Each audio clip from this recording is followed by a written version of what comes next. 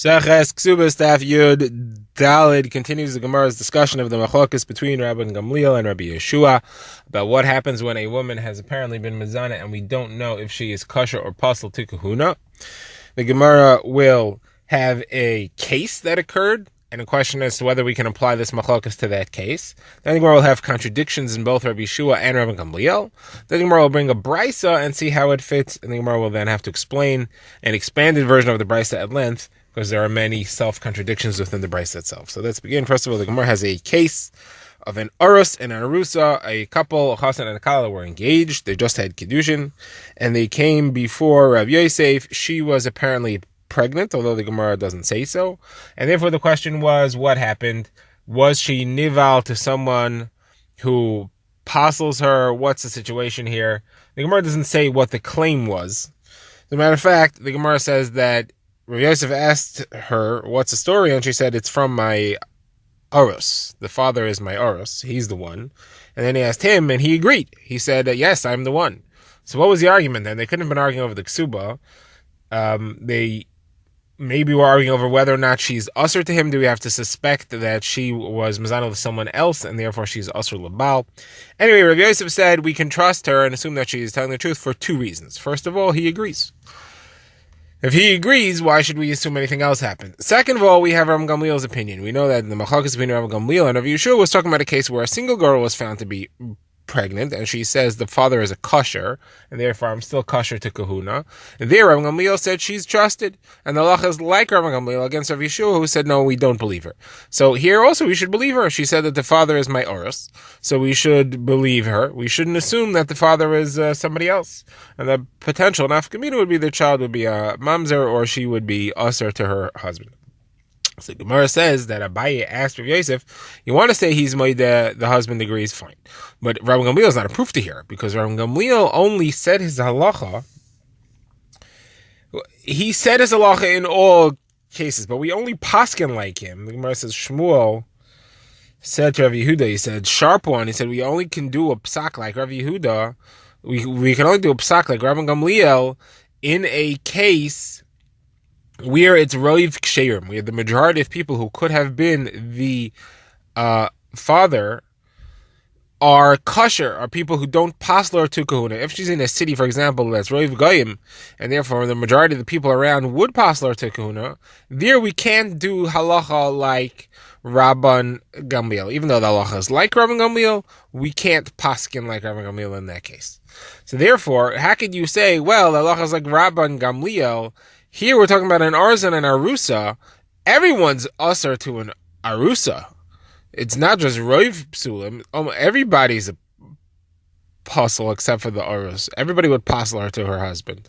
So how could we assume that the psak of Rabban Gamliel will help you? It's not. We can't paskin that way when it's roiv psulim.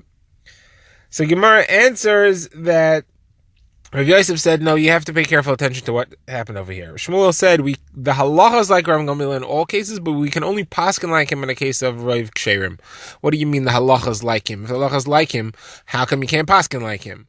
Obviously, what it means to say is that we're only going to do lichatchila like him in a case of roiv ksherim. That means when this woman who was pregnant, that we don't know who the father is, comes to marry someone, so lichatchila, we won't marry her to a kohen unless there was roiv ksherim around, and therefore the roiv situation says that she's kosher. If it was roiv psulim, the halacha is still like Rabbi Gamliel that she's believed, and technically she should still be allowed to marry a kohen because it's roiv ksherim. However, there we won't do halacha l'maisa that way lechatchila. We won't marry her to a kohen lechatchila. Let's say she goes and she marries a kohen. Now it's a b'diavad situation, and now the question comes before us. It was roiv psulim. She was pregnant. We don't know who the father was. It was roiv psulim. She went and married a kohen already. Do we have to take her out? So there, even though we wouldn't paskin this way, lechatchila, we're allowed to let her stay married, and that's the significance of saying the halacha is like Rabban Gamliel, but we don't paskin that way. So now let's analyze our scenario. Says Rav Yosef, our case is talking about whether she's usher to her husband already. So that's a b'diavad situation, right? You want to say that you want to take away from her husband. That's a b'diavad situation. So then, even in a case of roiv psulim, you could still assume that the halacha would be like Rabban Gamliel, that she is kosher. She doesn't have to leave him. Okay. Next, the Gemara brings a contradiction between Rabbi Yeshua and Rabbi Yeshua, and then the Gemara is going to say the same brisa we're asking from is also a contradiction between Rabbi Gamliel and Rabban Gamliel. Now, Rabbi Yeshua, as we saw in our case, Rabbi Yeshua says that in the case where she's pregnant, we don't know who the father is, we assume that she is puzzle. Now, the woman there has cheskes kashrus, so she was born, she was kosher to kahuna. You're saying something happened, you don't know who the father is, you don't know who she was mezana with, you don't know if possible to kahuna or not. So Rabbi Yeshua says the fact that she has cheskes kashrus does not help, you have to answer her.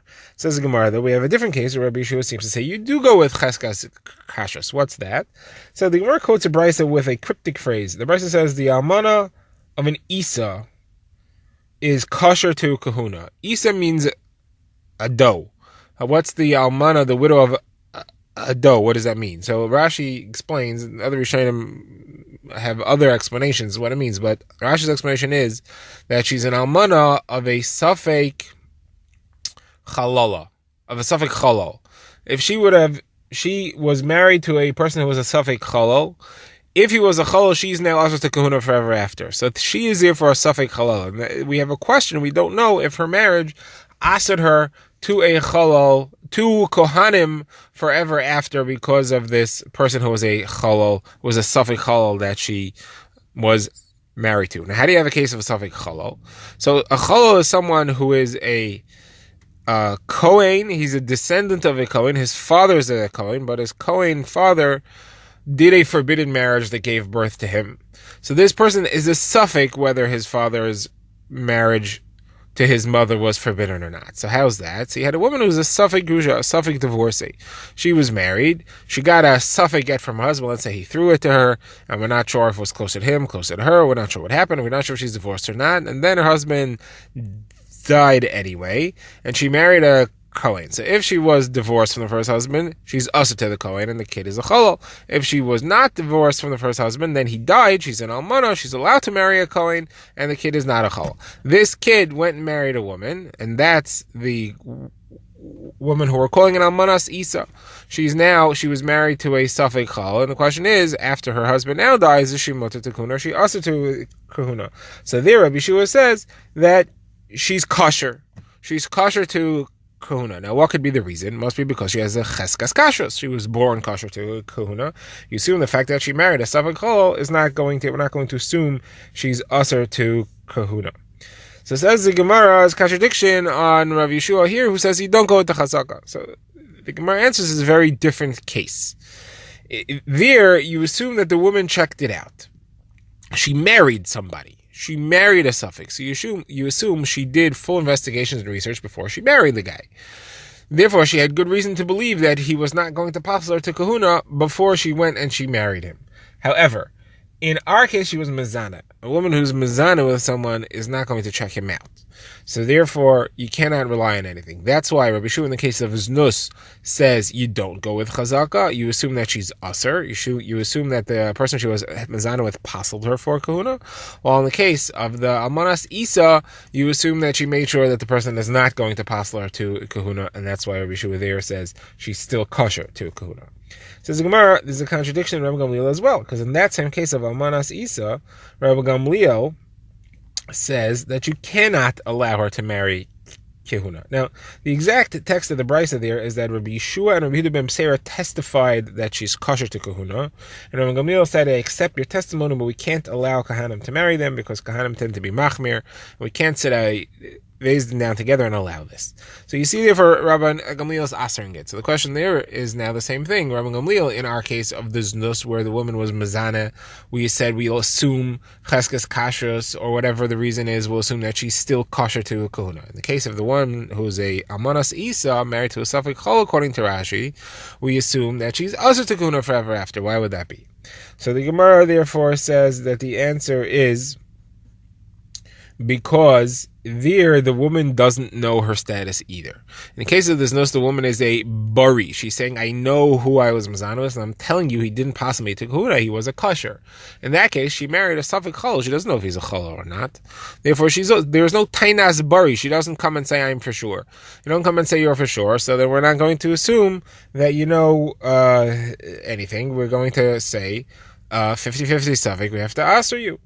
The cheskas kashrus here is not going to help you at all.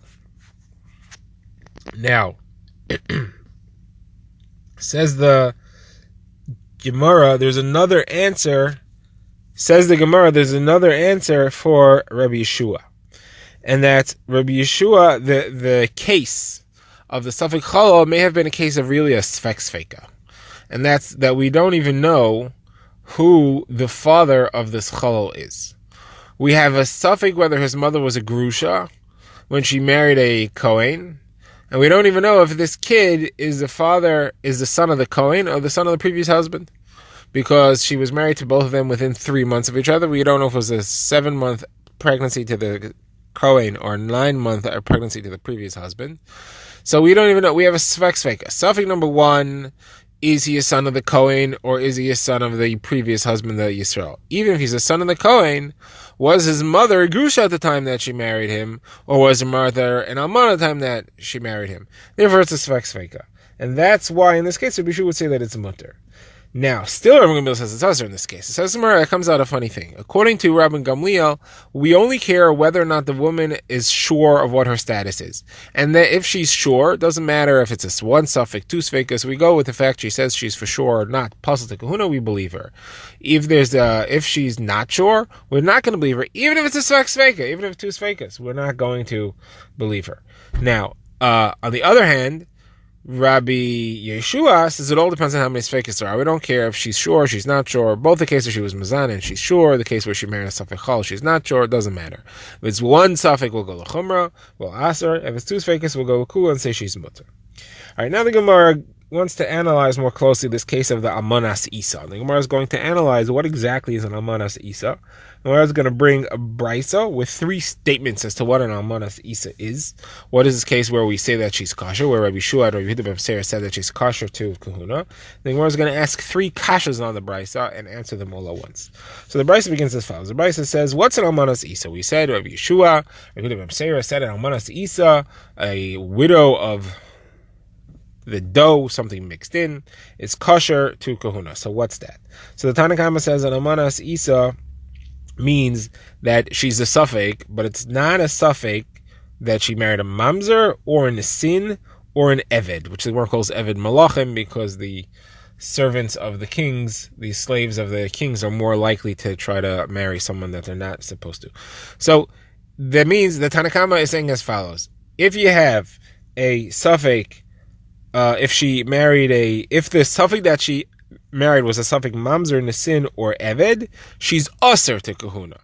The implication, the Gemara says, is that the case where she's muter to kahuna, the case of an almanas isa, is where she married a suffix chalal. Next is Rabbi Meir. Rabbi Meir says anyone who doesn't have any of these 3 is muter to kahuna. Now the Gemara asks, that's obviously the same as the Tanna Kama. That's exactly what the Tanna Kama said. Furthermore, the Gemara asks, the Tanna Kama himself doesn't really make sense. Why should there be a difference between the chalal and the other 3? What would be the logical reason for that? Why would a marriage to a suffix chalal not pass her to kuna, but a marriage to a suffix mamzer, nisin, or eved would pass her to kuna? They're all isur deraisa. It's all a suffix isur deraisa. It's all a suffix psol. Each one, if you married her, if she married them vadai, would vadai pass her to kuna. So why should there be a difference? The third opinion, which is stated in the brisa, is Rosh Shimon ben Elazar quoting Rabbi Meir. So the first one was just a Tanna Kama. Second one was a first version of Rabbi Meir, and now we have Rosh Shimon ben Elazar's version of Rabbi Meir. It's also Rosh Shimon ben Manasseh's version of Rabbi Meir, and they said as follows. They said that an Almanas Isa is anyone who is mixed up, meaning she married a suffix chalal. So far that all fits. That's the same as what everybody else said before. The problem now goes is that Rosh Shimon ben Elazar and Rosh Shimon ben Manasseh continue. And they say that the reason is because Klal Yisrael know who the Mamzerim are, and Klal Yisrael don't know who Chalalim are. Says the Gemara, this is logic the opposite. If Klal Yisrael know who Mamzerim are, so then we shouldn't have to worry about a suffix Mamzer. If the only concern is that she was married to a Mamzer, so Klal Yisrael know who the Mamzerim are. So she's obviously, we would know if her husband was a Mamzer. And Kaisel don't know who the suffix chalalim are. That means we should ask her because maybe her husband was a chalal and we wouldn't know about it. So the Gemara therefore says we have three contradictions. Again, question number one is why is there a difference between chalal and the other ones? Question number two is how is Rabbi Meir different than the Tanna Kama? And question number three is the two halves. The explanation given by Rabbi Shimon ben Manasseh contradicts his halacha. So the Gemara answers that you read this whole brisa wrong. We're not talking about the significance of a chalal. We're talking about the significance of what happens when you accuse somebody of being a puzzle and how he responds. If he's silent or if he screams, what does that mean about his actual status here, halacha l'maisa?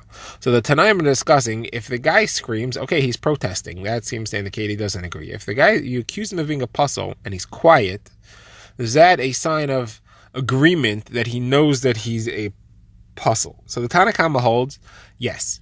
If he's quiet, that's a sign of psol, and it does not matter what type of psol. It was incorrect for us to distinguish between a chalal and the other three. The Tanna Kama gives three examples: mamzer, nisin, and eved. The same thing applies anywhere else. You accuse a guy of being a puzzle, he doesn't argue, must be admitting, boom. Now you assume he's a puzzle. Any woman who marries or has a bia with him is asar tekahuna. Now, Rabbi Meir argues on that, and Rabbi Meir says, no, a chalal is different. A chalal is not the same as the other three, and there's a reason. Because a chalal, fact that he is a chalal, doesn't bother him. What does he care if he's a chalal? He's not asar to kuna. The only difference that being a chalal makes to him is that now he doesn't get the privileges of kohanim. Can't eat truma, can't get first aliyah. Okay, he can marry whoever he wants. There's no isur. If they're accusing him of being a mamzer and a sinner and eved, now he can't marry whoever he wants. He's hardly anybody that he's allowed to have chasnas with. That would be a major problem. If he doesn't protest, then that's a sign that he's agreeing. So you're right. If you accuse him of being a mamzer and a sin or an eved and he doesn't scream, that's a proof that he's agreeing and he really is usher. There the Tanna Kama is right. But if you're just accusing him of being a chal, doesn't say anything, doesn't prove anything, he doesn't care. And therefore, if a woman goes and marries him afterwards, it doesn't prove that she's now an Eishes Chalal and usher to Kehuna. That's the first version of Rabbi Meir. Now comes along Rav Shimon ben Elazar and Rav Shimon ben Manasseh, and they have the inverted version of Rabbi Meir. They say the opposite is true. Those three, like a mamzer and the other two, if he protests, there you have a problem. If he doesn't protest, no big deal. And what's the reason? Because, like they explain, Klal Yisrael know who their mamzerim are. Klal Yisrael keep track of mamzerim. And therefore he figures, listen, everybody knows I'm not a mamzer. Everybody knows who's a mamzer and who's not. Even though he knows he's not a mamzer, doesn't feel the need to protest. Therefore, the fact that he doesn't say anything doesn't mean that he's a mamzer. Now, however, a chalal is different. Klal Yisrael don't know who the chalalim are, and therefore the guy is, if you accuse him of being a chalal and he doesn't protest, he has no excuse that, I didn't think anybody would pay attention to that because Klal Yisrael knew who the chalalim are. Klal Yisrael don't know who chalalim are. If people are going to accuse him of being a chalal, he's going to lose all his kohen privileges. He's got to protest. If he doesn't protest, that proves that he really is telling that he really is guilty, he really is a chalal, and therefore any woman who marries him is asur to kahuna thereafter. Now, says the Gemara, finally we have a contradiction in two statements of Rav Yossi. In one case, he said that if somebody's accused of being a mamzer and he is quiet, then you assume that he's kosher. But if he's accused of being a chalal and he's quiet, he is pasul. And we have a different brisa where he says the opposite. Somebody's accused of being a chalal and he's quiet, he's kosher. He's accused of being a mamzer and he's quiet, he's pasul. So contradiction, obviously not a kasha. One is the first version of Rabbi Meir, and one is Rav Shimon ben Elazar's version of Rabbi Meir, which had inverted opinions. To sum up the opinions of the Tanaim here, as far as whether you have to protest or not, according to the Tanna Kama, you always have to protest. If you don't protest in any situation, it's a proof that you really are what they're accusing you of. According to Rabbi Meir, you only, according to the first version of Rabbi Meir, you only have to protest if they're accusing you of something that asers you in marriage, such as mamzer, nisin, or eved. You don't have to protest for chalal. And according to the second version of Rabbi Meir, it's the opposite, inverted. You have to protest for chalal. You don't have to protest for anything which Klal Yisrael knows about, such as mamzer, nisin, or eved.